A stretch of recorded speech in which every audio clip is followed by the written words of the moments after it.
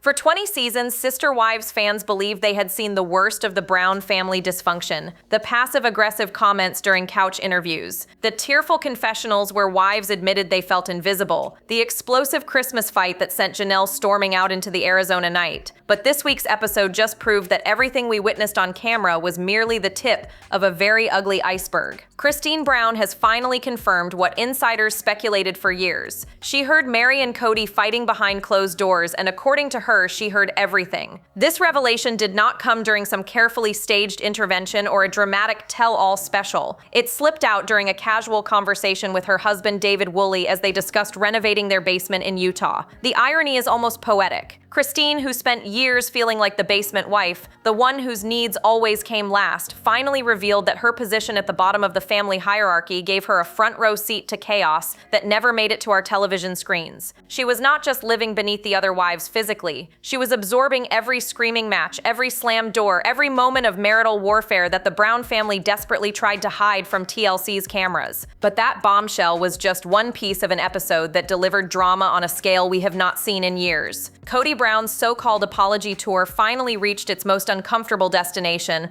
when he rolled into Cedar City, Utah to face his first wife, Meri. Sources close to production suggest that Kody genuinely believed this meeting would go smoothly. After all, his previous stops with Janelle and Christine had been relatively civil. Those women let him ramble through his rehearsed speeches without much pushback. Meri, however, had other plans. The tension was visible from the moment Kody's white sports car pulled into the parking area. There he stood, leaning against his convertible like some aging version of Miami Vice, wearing a sports jacket and an oversized cross necklace that seemed to scream, "Please believe I am a changed man." Insiders claim Kody spent days preparing his talking points, practicing phrases like "nothing but goodwill" and "let the luggage float down the river" until they became meaningless mantras. He thought he had this in the bag. He thought wrong. What unfolded at that Cedar City picnic table was not a reconciliation, it was not closure. It was 40 minutes of Kody Brown learning that you cannot apologize your way out of 3 decades of emotional neglect simply by repeating the word apologize until it loses all meaning. Meri came prepared, she came guarded, and for the first time in what feels like forever, she came ready to speak her truth regardless of how uncomfortable it made her former husband. The basement wife finally climbed out of the shadows, and she brought receipts. But that was just the beginning of the chaos. The scene that greeted viewers was almost too perfect in its awkwardness. Kody Brown, standing beside his flashy white convertible in Cedar City, Utah, looking like a man who desperately wanted to be anywhere else on the planet. He was dressed in what can only be described as his attempt at humble sophistication, a sports jacket paired with a large cross necklace, as if the religious symbolism might somehow grant him divine protection from whatever Meri was about to unleash. Sources say he arrived early, hoping to collect himself before facing the woman he had emotionally abandoned for nearly a decade. In his confessional, Kody admitted he was in a strange mood that day. Strange might be the understatement of the century. Reports suggest he was genuinely hoping Meri would cancel at the last minute. When she did not, when her car pulled up and she stepped out looking composed and confident, you could almost see the panic flickering behind his eyes. This was not the broken Meri he had grown accustomed to dismissing. This was a woman who had spent the past 2 years rebuilding herself from the rubble of their 32-year marriage. The greeting itself was painfully uncomfortable to watch. Kody stumbled over whether they should hug or shake hands, eventually settling on an embrace that looked about as natural as a robot attempting human affection. "Nothing but goodwill here," he announced, as if saying the words out loud would somehow make them true. Meri's response was immediate and devastating. She told him flatly that she was thriving, not surviving, not getting by. Thriving. The distinction was not lost on anyone watching. What makes this reunion even more telling is what Kody revealed about their communication leading up to this moment. He confessed that he had not spoken to Meri directly in years. Every exchange had gone through lawyers. Every negotiation about property and finances had been handled by legal representatives rather than 2 adults who once promised to love each other for time and all eternity. Yet somehow Kody convinced himself that showing up with a pocket full of rehearsed apologies would erase all of that distance. Insiders familiar with production claim Kody genuinely believed Meri would be grateful for this meeting. He expected tears of relief, perhaps even gratitude that he had finally descended from his throne to acknowledge her existence. Instead, Instead, he got a woman who immediately put him on notice. Meri told the cameras she was very guarded because she had no idea what this conversation was actually about. Their last few interactions had been disasters, and she had zero reason to believe this one would be different. The picnic table where they eventually sat down has already become iconic among Sister Wives fans. Cedar City, Utah just earned its place in reality television history as the location where Meri Brown finally stopped playing the role of the desperate wife waiting for crumbs of affection. And then Kody opened his mouth. If someone created a drinking game where viewers took a sip every time Kody Brown said the word apologize during this episode, emergency rooms across America would have been overwhelmed by the first commercial break. The man turned what should have been a genuine moment of accountability into a bizarre verbal marathon where the same hollow phrases tumbled out of his mouth on an endless loop. Nothing but goodwill. I apologize, let the luggage float down the river. It was like watching a malfunctioning robot stuck on repeat, desperately hoping that quantity of apologies might somehow compensate for their complete lack of quality. Meri saw right through it. She sat across from him at that picnic table, watching him cycle through his rehearsed talking points, and finally delivered the observation that everyone at home was screaming at their televisions. She told him directly that he needed to stop with the apologize word because the more he used it, the more insincere the entire conversation felt. It was a surgical strike that clearly caught Kody off guard. He had built his entire strategy around repeating that magic word, until Meri presumably fell at his feet in forgiveness. Instead, she called out the emptiness of his performance in real time. The luggage metaphor deserves its own analysis because Kody leaned on it so heavily that it became almost comical. He kept telling Meri not to pull the luggage out of the river, apparently meaning she should let the past stay buried. At one point, he switched to furniture floating downstream, seemingly forgetting which household items he had already used in his analogies. Meri fired back with perfect comedic timing, telling him she did not even bring the furniture with her. When Kody looked confused, she clarified it was a joke. His response was priceless. He genuinely did not realize they were at a point where humor was allowed. In perhaps the most telling moment of self-awareness Meri has ever displayed on this show, she told Kody that his constant repetition of apology words actually validated her suspicion that none of this was sincere. She was not falling for the performance. She was not going to smile and nod while he checked reconciliation off his spiritual to-do list. Every time he said, "I apologize," without actually acknowledging specific harm he had caused, the words meant less and less. Kody's confessional revealed his bizarre logic. He genuinely believed that nobody could hate someone who had apologized 100 times. The man completely missed the point. Apologizing without understanding why you are apologizing is just noise. It is verbal wallpaper designed to cover up damage without ever actually repairing it. Fans flooding social media pointed out that apologizing 100 times actually makes you easier to hate because it proves you have learned nothing. The word salad continued for what felt like an eternity, with Kody tossing out phrases about goodwill and bridges and rivers until the English language itself seemed to cry out for mercy. But Meri was just getting started. For years, Meri Brown existed on the periphery of her own family. She was the first wife who somehow became the forgotten wife, relegated to the shadows while Robin basked in Kody's attention and affection. Every family gathering, every holiday celebration, every major decision seemed to happen around her rather than with her. But something shifted in Cedar City. The woman who had spent decades shrinking herself to accommodate Kody's ego finally planted her feet and refused to be bulldozed. The moment that had fans cheering came when Meri looked Kody dead in the eyes and declared that he was not going to shut her down anymore. It was not said with anger or hysteria. It was delivered with the calm confidence of someone who had finally recognized her own worth after years of being told she had none. Kody's reaction was almost comical in its defensiveness. He immediately tried to flip the script, claiming that Christine, Janelle, and Robin had all told him that Meri always gets to say what she wants. The audacity of using his other wives as shields against accountability was vintage Kody. Here is where the manipulation becomes crystal clear. Kody showed up supposedly wanting to apologize, yet he spent the majority of the conversation trying to control what Meri was allowed to say in response. He wanted a one-way street where he could dump his rehearsed sentiments and she would simply absorb them with gratitude. When Meri attempted to share her perspective, when she tried to explain how his actions had affected her, he shut it down immediately. "I am just here to apologize" became his verbal barricade against any real conversation. The cruel irony was not lost on viewers. Kody claimed he wanted to clear the air and move forward,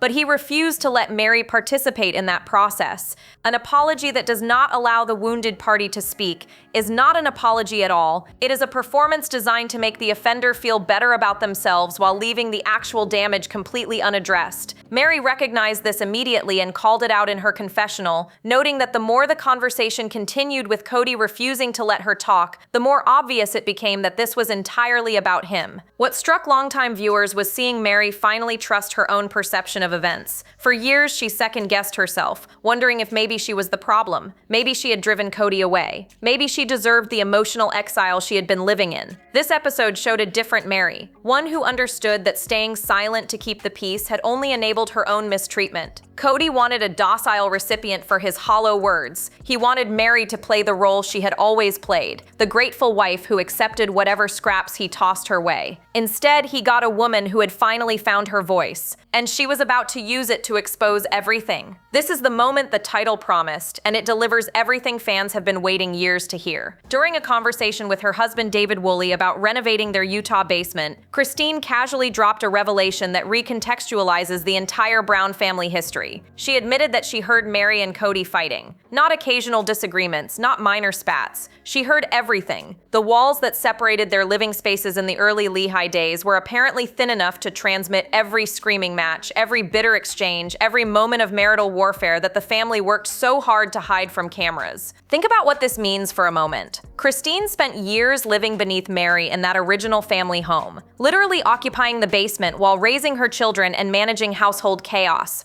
She was not just the wife at the bottom of the hierarchy, she was an unwilling witness to dysfunction that never made it into a single TLC episode. While viewers at home were being sold a narrative about love being multiplied, not divided, Christine was absorbing the reality of a marriage that had been crumbling since long before Robyn ever entered the picture. This confession adds devastating context to everything we thought we knew about the Brown family dynamics. Production sources suggest that fights between Meri and Kody were frequent and intense during the early years of filming. The family had become experts at presenting a united front when cameras rolled, saving their real conflicts for moments they believed were private. Christine's basement position meant she had access to truths the rest of us never saw. She heard the tone Kody used when he thought no one was listening. She heard Meri's frustration boiling over behind closed doors. David Woolley's reaction during this conversation was telling. He asked the question that fans have debated for 2 decades. Whose fault is it when one wife clearly becomes the favorite, when the hierarchy becomes so obvious that everyone can see it? Christine initially said it was everyone's fault, spreading the blame across all parties. But David pushed back with remarkable clarity. He said it was the man's fault. If the husband is supposed to be the leader of this family structure,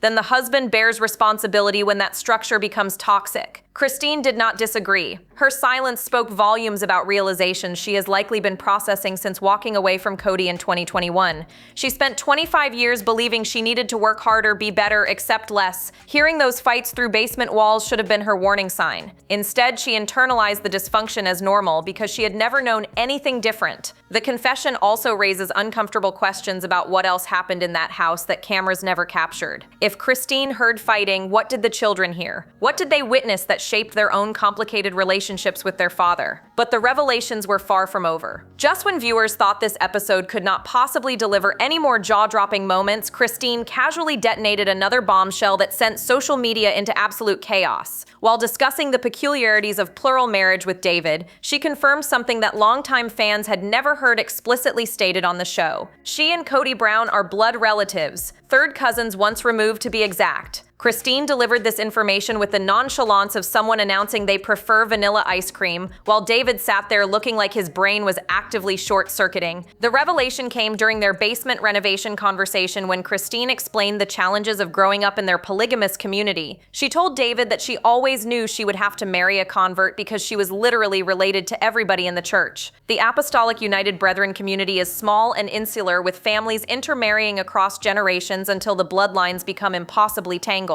Christine thought marrying a convert would solve this problem. She was wrong. Even Kody, who came to polygamy as an adult rather than being born into it, turned out to be her distant cousin. David's stunned response of simply saying "wow" captured what millions of viewers were feeling in that moment. 20 seasons of this show, countless hours of family drama, wedding specials, and tell-all episodes, yet somehow the fact that Christine and Kody share actual DNA never made it into a single conversation until now. Christine assured him that third cousins once removed is fully fully legal, emphasizing the word fully as if repetition might make the situation less bizarre. She then added with perfect comedic timing that polygamy is not legal, highlighting the absurdity of which family arrangements society chooses to criminalize. Janelle provided additional context in her own confessional, confirming that this cousin connection had always been a running joke within the family. She explained that in polygamous communities, this kind of overlap happens constantly. The dating pool is so limited that distant family connections become almost unavoidable. According to Janelle, Christine and Kody would joke about being cousins throughout their marriage, treating it as an amusing quirk rather than the genuinely startling revelation it became for viewers this week. The fact that this information was apparently common knowledge within the Brown household yet never disclosed publicly raises questions about what other family secrets have been carefully guarded over the years. If they were comfortable joking about shared ancestry privately, why was it never mentioned on camera? Insiders speculate that production always knew but considered it too controversial for the family-friendly image. Sister wives initially tried to cultivate. Social media erupted with fans pointing out the additional layer of dysfunction this adds to an already complicated family tree. Janelle is technically Kody's stepsister since her mother married his father. Now we learn Christine is his cousin. The Brown family connections are starting to resemble a diagram that requires advanced mathematics to untangle, and the hierarchy discussion was only beginning. The cousin revelation naturally flowed into a deeper conversation about the toxic hierarchies that plague plural marriage, and Christine held nothing back. As she and David discussed their basement renovation, the symbolism became impossible to ignore. Christine spent years as the literal basement wife in the Brown family, occupying the lowest level of their Lehigh home, while feeling like she occupied the lowest rung of importance in Kody's heart. Now she was transforming a basement in her new home with a husband who actually values her input. The contrast could not be more striking. David asked the question that cuts to the heart of polygamous dysfunction: whose fault is it when one wife becomes so clearly favored that everyone else feels invisible? Christine initially offered the diplomatic answer, suggesting the blame belonged to everyone involved. But David was not satisfied with that response. He pushed back firmly, arguing that in a family structure where the man positions himself as the leader and spiritual head, the man must bear responsibility when that structure turns poisonous. If one wife is walking around like she owns the place while others feel like servants, the husband allowed that dynamic to develop. Christine's reaction to David's assessment was fascinating. She did not argue. She did not defend Kody or the system she had dedicated her entire adult life to. Her silence suggested that years of reflection had brought her to similar conclusions. She had spent decades blaming herself for not being enough, for not trying hard enough, for somehow failing at plural marriage. Hearing her new husband articulate what should have been obvious all along seemed to bring a quiet peace to her expression. The conversation turned to pre-Robin dynamics, with both Christine and Meri acknowledging that Kody actually did a better job of rotating his attention among wives before his fourth wife entered the picture. Something fundamentally changed when Robin joined the family. The careful balance Kody had maintained, however imperfectly, completely collapsed. Suddenly, one wife had the legal marriage, the fancy wedding, the diamonds, the mansion on the hill. The others were left fighting for scraps of attention that grew increasingly rare. Robin appeared in a confessional, attempting damage control, insisting that wife hierarchies were never condoned by their church. If such dynamics existed within a family, she claimed, it was because people were not being cool with each other. The audacity of this statement had fans howling. Robin, living in her $1.65 million Flagstaff home while her sister wives struggled, was lecturing about being cool. The disconnect between her words and the reality viewers have witnessed for years could not be more glaring. Kody offered his own perspective, claiming he never promoted a pecking order. His solution when he noticed hierarchy developing, he went to work and told the wives to go to church and figure it out themselves. Leadership at its finest. While Kody was busy fumbling his apology tour in Utah, the cameras also followed Janelle as she took significant steps toward permanently severing her spiritual ties to the man she spent nearly 3 decades calling husband. The scene shifted to North Carolina, where Janelle sat down with her daughter Madison to discuss pursuing a formal spiritual release from the Apostolic United Brethren Church. What should have been a straightforward conversation about religious paperwork turned into a revealing examination of how deeply plural marriage had damaged this family. Madison's initial reaction was blunt and unfiltered. She responded with what the actual expletive. Her shock evident even through the careful editing TLC applies to family-friendly programming. But her surprise quickly transformed into something more pointed. Madison made clear that she considers plural marriage itself to be fundamentally toxic. Coming from a woman who was raised in that exact environment, who watched her mother share a husband with 3 other women, this assessment carries significant weight. She has seen the system from the inside and wants nothing to do with it. Janelle explained that she wanted to end her covenant with Kody in the appropriate way, treating the spiritual marriage with the same respect she would have given a legal divorce. She had reached out to Meri for guidance since Meri had already navigated this process and been granted her release on grounds of abandonment. The irony is thick here. Meri, the wife Kody neglected most publicly, ended up becoming a resource for Janelle as she sought her own freedom. What makes this storyline particularly compelling is the uncertainty Janelle expressed about whether the church would even grant her request. Unlike Meri, whose situation clearly qualified as abandonment given that Kody had not lived with her or treated her as a wife for years, Janelle worried her circumstances might be viewed differently. She and Kody had maintained at least the appearance of a functional relationship for longer. She fretted that church leadership might deny her petition, forcing her to remain spiritually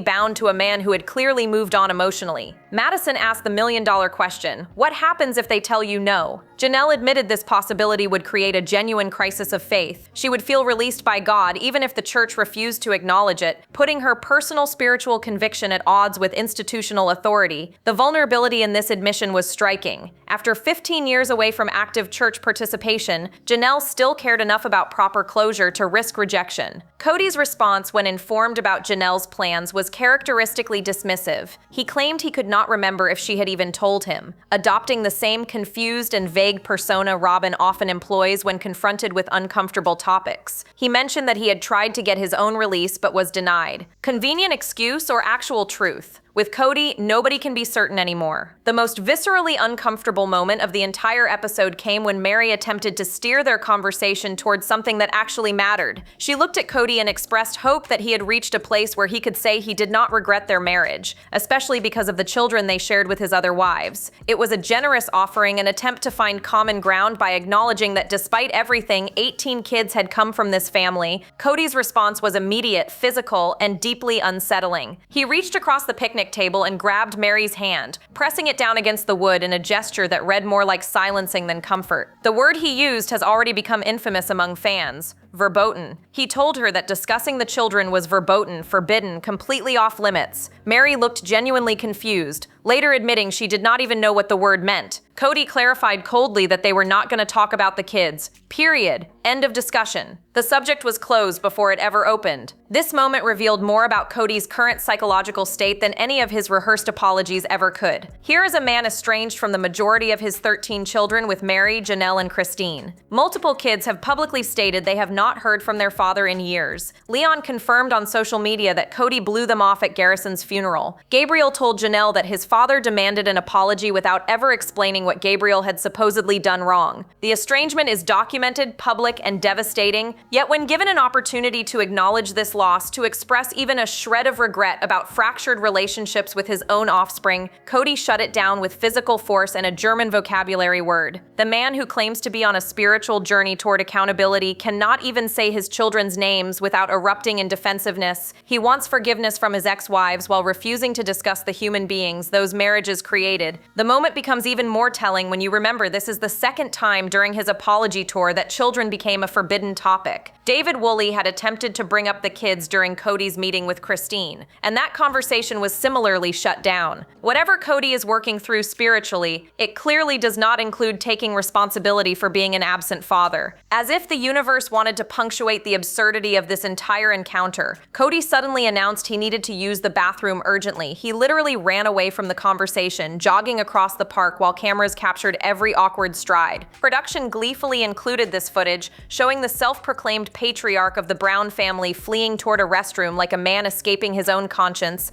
Meri sat alone at the picnic table and delivered a perfectly timed joke about hoping nothing leaked given his age. Even she could not resist one final jab. When the dust settled on that Cedar City picnic table, one truth had become undeniably clear. Kody Brown's apology tour was never about making amends with the women he had hurt. It was never about accountability or growth or genuine spiritual transformation. It was about Kody Brown making himself feel better. Meri recognized this almost immediately and articulated it perfectly in her confessional. She said that if he needed this, he could have it, because the entire exercise was for him. Not for her, not for Janelle, not for Christine. For Kody and whatever version of God he believes is keeping score. The episode ended with Meri thanking Kody for what she called a wonderful and fascinating life experience. The words dripped with the kind of polite detachment that comes from finally accepting that someone will never be capable of giving you what you needed. She was not grateful in any genuine sense. She was simply acknowledging that this chapter of her life, however painful, had shaped her into someone stronger. Kody seemed to interpret her graciousness as victory, completely missing the resignation beneath her composure. What this episode accomplished was nothing short of remarkable for a show in its 20th season. Viewers finally got the confrontation they had been craving for years. Not a screaming match or a dramatic walkout, but something more powerful. Three women calmly and clearly demonstrating that they had moved on while the man who once controlled their lives fumbled through hollow gestures of reconciliation. Christine has her fairy tale marriage with David. Janelle has her farm in North Carolina and her grandchildren. Meri has her bed and breakfast and a dating life that does not revolve around begging for attention. Meanwhile, Kody remains trapped in a mansion with Robin, estranged from most of his children, clinging to the delusion that saying sorry enough times will eventually rewrite history. The man who once commanded a family of 23 people now struggles to maintain relationships with anyone outside his Flagstaff bubble. His apology tour did not redeem him, it exposed him. Sources close to production confirm that season 21 has already been filmed, with rumors suggesting potential family reunions that could bring even more explosive confrontations. Christine has hinted at developments that will shock longtime viewers. The Brown family saga is far from over, and if this episode proved anything, it is that the ex-wives are done protecting Kody's image. The basement wife heard everything. The first wife finally spoke her truth. The second wife is legally severing her spiritual chains, and the fourth wife is running out of excuses for the man she chose over sisterhood. 20 seasons in, Sister Wives has finally become the show fans always wanted it to be. Drop your thoughts below about whether you think Kody can ever repair these relationships. Like, subscribe, and stay tuned. The next video is waiting, and you will not want to miss what is coming next.